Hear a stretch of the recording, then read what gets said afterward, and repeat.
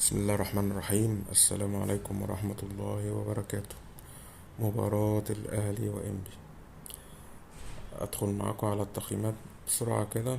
مصطفى شوبير 5/10. بيكهام يعني ال25 دقيقة اللي لعبهم لحد ما خرج مصاب 1/10. هادي رياض 1/10. ياسين مرعي 1/10. كوكا يعني أنا كنت بقول مش عارف أقيمه، صفر بجد. يعني مش عارف هو جامد ولا موظف ولا لعيب تكتيكي ولا مش عارف، بس هو صفر. مروان عطية 3/10. إمام عاشور 3/10. حسين الشحات 8/10، رجل المباراة. طاهر 2/10. زيزو 7/10. بن شرقي يعني لحد قبل ما اجيب الجون كنت هديله صفر بجد يعني. بس الشوط التاني هو بقى افضل شوية، فاديله 5/10. محمد هاني 4/10. اليو ديانج 2/10. بن رمضان 1/10.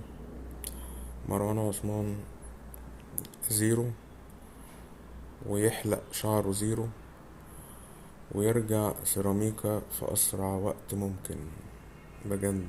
لعيب، ولا تحركات ولا سرعة ولا بيعرف يرجع يدافع ولا مفيش أي حاجة، مفيش خالص.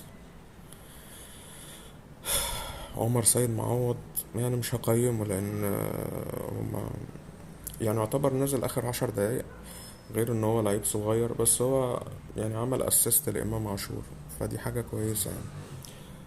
لكن اجمالا لا، مش هقيمه يعني، لسه بدري لما ياخد عدد دقايق اكتر ويبان اكتر يعني. الشوط الاول اداء الاهلي كان جيد الى حد كبير، افضل من الشوط التاني. كان في فعالية، كان في هجوم، كان في ضغط، كان في لعيبة الاهلي ليها شكل في الملعب. الشوط التاني طبعا الدنيا يعني انت كسبان 2-0، فنازل اعصابك هادية، بتلعب بهدوء، بروقان. بس فاجمالي الماتش يعني كان الاداء جيد يعني.